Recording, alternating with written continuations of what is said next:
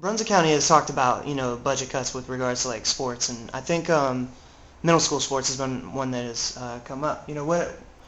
What has been your experience with budget cuts at maybe like a collegiate level? Is that something you had to deal with ever, or I know it's a difficult thing for It's anybody. always a problem, Right. and that's why universities depend on their athletic department to raise money. Right. And a lot of athletic departments operate independent, somewhat so far at the university. I remember when I was at Duke, although I was not really directly involved in fundraising other than raising small money for the lacrosse program at that time, the athletic department operated semi-autonomous. Right. And then with the reorganization, they came under the entire umbrella of the university, which was the right place to be, and you don't want all these departments off on their own. But that was very typical, particularly with southern universities. And fundraising became then more important, and we had a little bit of a difference of philosophy down there. So much of the emphasis of all these major universities, obviously, is on football and basketball, two revenue sports. And sometimes it's very hard to get alumni and friends of, in the old days used to call them minor sports, now they call Olympic sports, to give money, because if they want their money, we'll say, to go to the lacrosse team or the baseball team or the women's field hockey team, they're afraid those funds were going to get lost in the overall fundraising, and it would be going to football or basketball. Right. So this was very typical. And depending on what side of the fence you're on, as a coach, I wanted to go out and raise money just for lacrosse. Right. So it could go into the lacrosse program and help to supplement our budget. As an athletic director, I was torn because I realized we would be much stronger and be able to do more things with our fundraising if it was under central control and it all came into the athletic department. Right. But understanding what it was like as a coach, and there were some people that just weren't interested to give money to Northwestern unless they could dictate where it wanted. And you never really want your donors to dictate. Connecticut ran into that problem this past year when they changed football coaches. Right. And one of their big donors, major donors, who had, I think, gave them money and Fieldhouse was named after him, wasn't in on the selection of the football coach.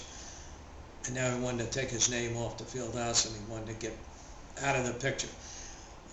You don't want to run in that situation, and you don't want friends and alumni dictating or putting directions on where their donation is going to go. Unless you're specifically asking, let's say we want to do a renovation for the football stadium, or we want to renovate the swimming pool, and specifically are asking for that. But when you're just raising money for either scholarships or the general athletic fund, you don't want a lot of tags on there. Right. Where people are telling you, I only want my money to go to this place or that. So there's really two sides of the story. Right. And something that has happened locally, I know in Charlotte, Charlotte-Mecklenburg has had a big budget problem, and one thing they also discussed getting rid of middle school sports, and I think it was actually Michael Jordan that put up like $200,000 to keep it going. Mm-hmm.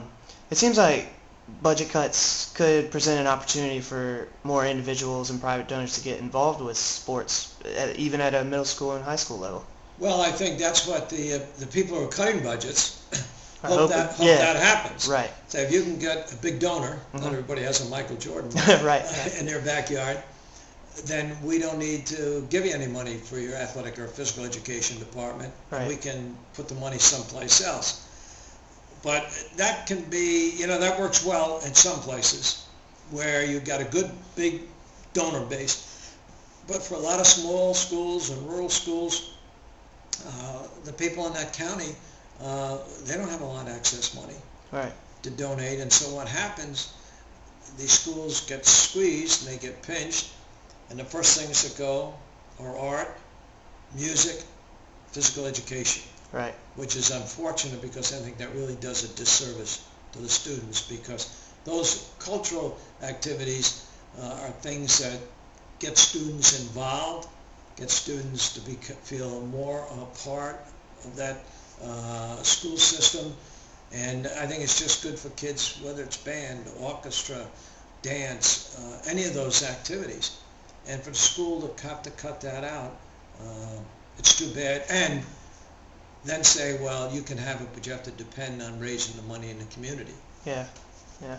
Or alternatively, it's something that, could bring a team together, a group of people together, and, maybe, I don't know, give them some self-determination in something. Well, and I think a lot of that is good, as long as it has certain parameters, and you don't have boosters dictating what your policy is, right. who you're going to play or what you're going to do. And I think in those situations, it can be healthy, and a good, strong booster club can fill in the cracks, but it shouldn't be the main basis of support.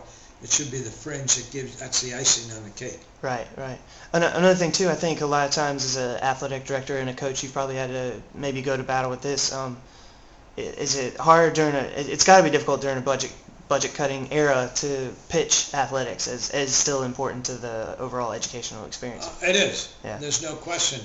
And I think that's probably particularly true at the secondary level, rather than at the university level, because they have more means to seek funds and sponsorships and this type of thing. But at the secondary level, it's tough.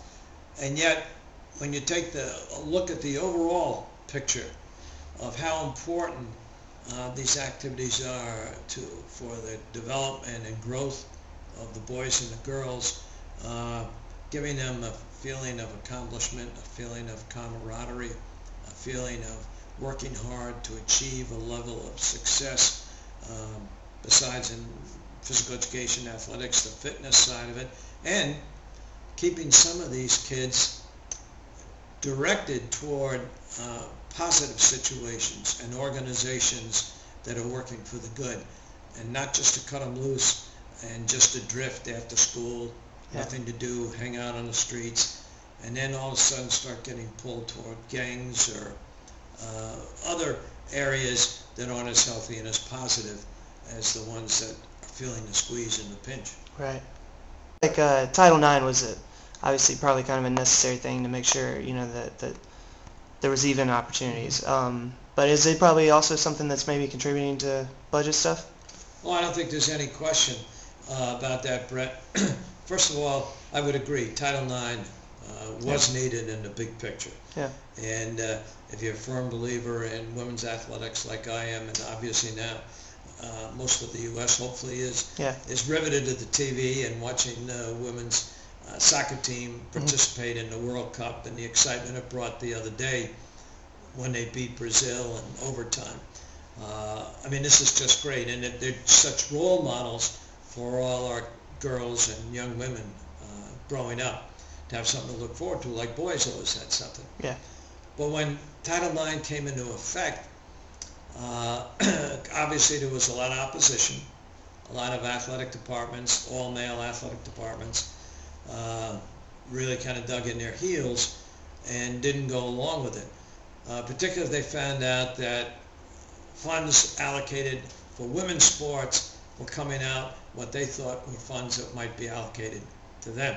Yeah. And a lot of them took the attitude, well, women's sports is fine, but don't take any money out of my program. Right. So that's why, and that was that sense before Title IX, and I think that was the reason Title IX really went into effect, because a lot of schools just weren't doing it voluntarily on their own.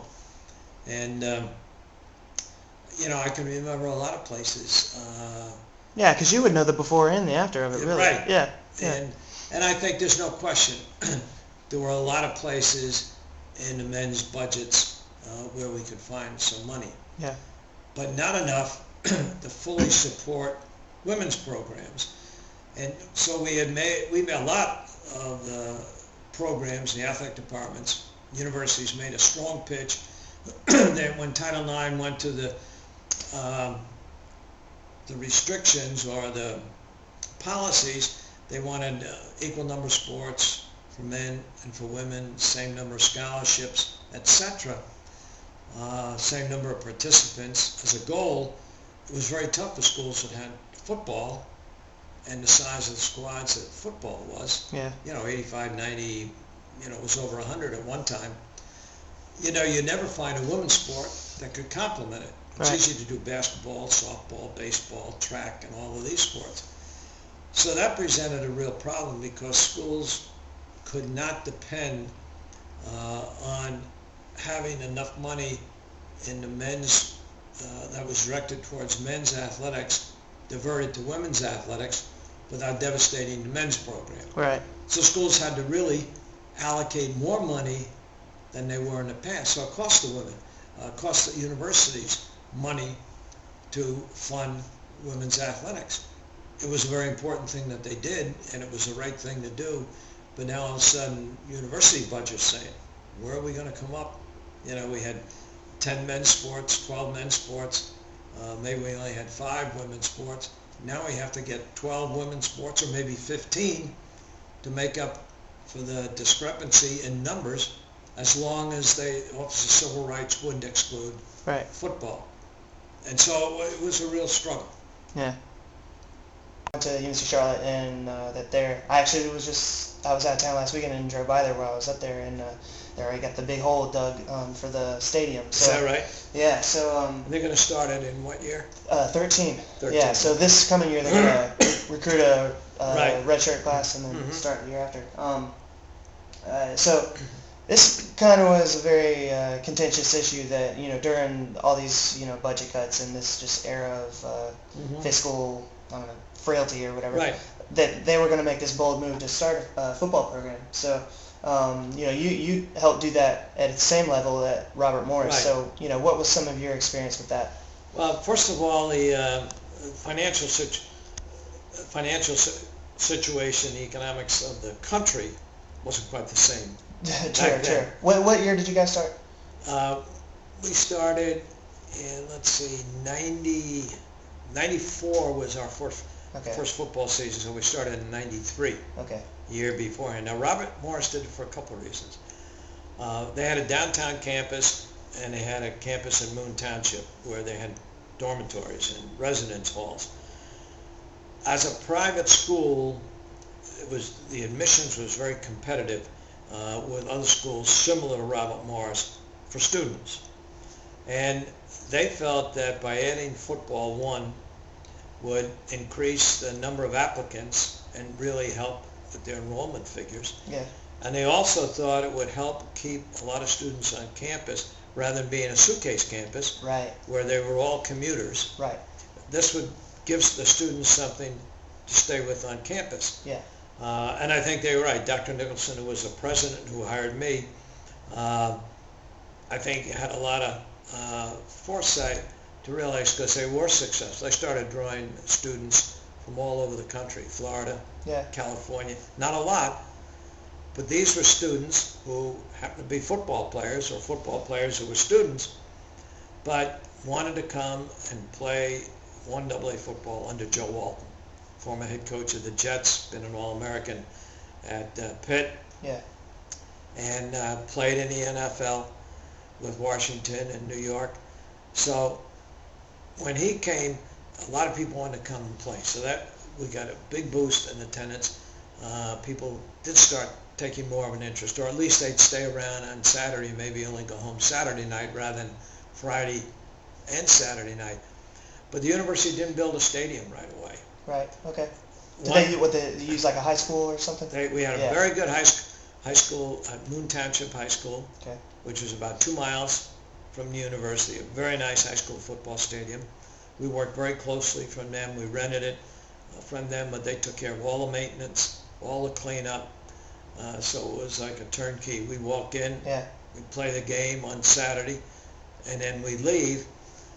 But this really saved us a lot of money in the first few years, that we didn't have to build a stadium and then maintain and keep Right. up a stadium. Right.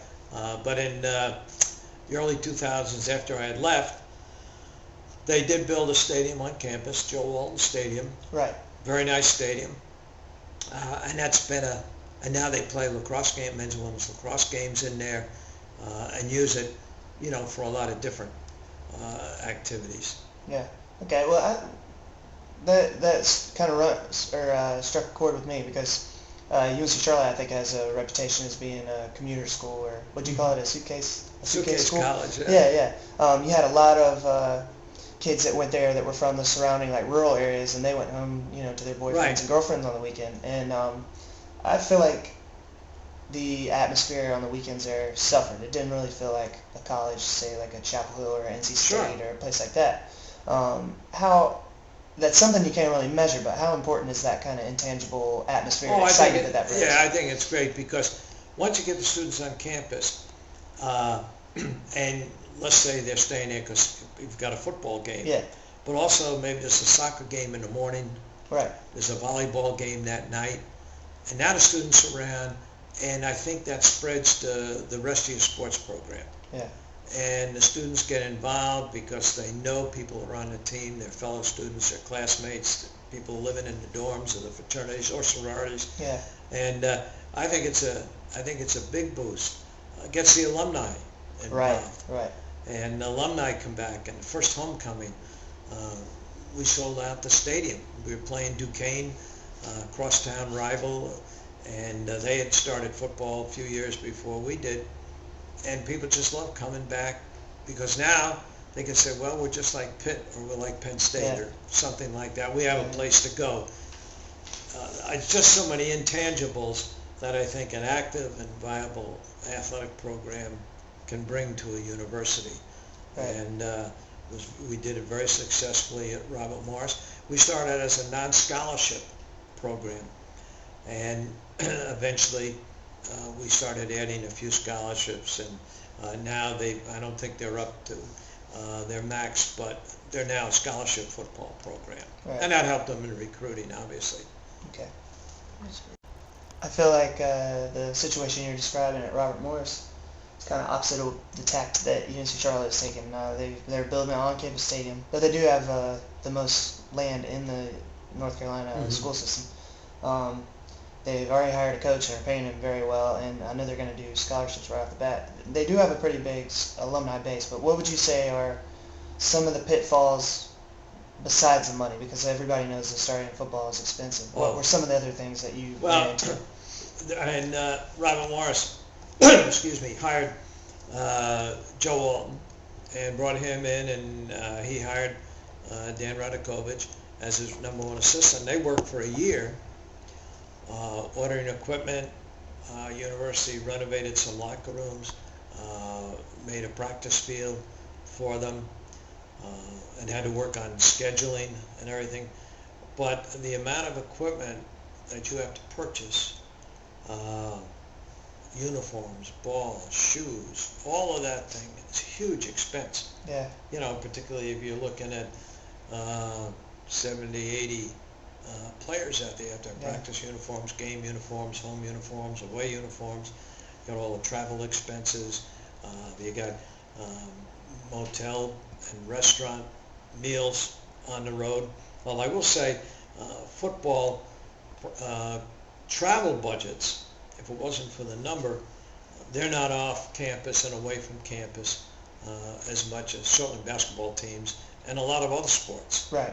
If you got a 10-game schedule, maybe they're away for 5 games, and 2 of those games may be within driving distance that day. Yeah. So depending on the magnitude and the size, but that's huge. Then you have to have all kinds of facilities. You got training. Your training room has to be enlarged. You have to hire trainers. Sports information staff has to be enlarged to cover all the coverage like you're in. Yeah. To handle the media requests, the radio and everything. Your compliance department that is concerned about grades and abiding by the NCAA rules and regulations. Right. That has to be expanded because all of a sudden, you've got 85 more students that have to be accommodated. Right. So there's a big expense. I know they've kicked it around up at UNCW. Yeah, and then I think Greensboro is another one that doesn't have it that is talked about. And people have asked me my opinion, and without knowing any of the ins or outs of the budget figures, all I say is walk slowly and really, you really have to examine all the pros and cons. And by doing it, are you going to divert money away from other programs, and programs that may be very successful, but they're not fully funded, but they've just done very well through their coaches and their athletes and the support they've had, but they would still like a little more, and now are you going to weaken them because you've got to bring money over Right. to start? I mean, it's something as big as football. I mean, Yeah. that's different than starting a tennis team or starting a soccer program. So there are a lot of considerations down the road. You really need to have some supporters with deep pockets. Yeah. And people who are really committed, whether they're alums or just friends of the program and university, are willing to dig deep and help out for just the fiscal costs. Right. Still in a stadium. Right. You know? I feel that's one thing that gives me a little bit of hope about UNC Charlotte is you got, like I said, a lot of those kids that come from the country, but they come to Charlotte and they end up staying there, and then you've also got a lot of a big corporate base there. You know, you got banks and all that type of stuff that even if they're maybe not associated with the school would be willing to, you know, get involved. And I'm sure Charlotte did all their homework and their groundwork, or they wouldn't have taken this kind of step. So I hope. I have to have faith that they did it, and they've got they got the good numbers people that. Yeah. So.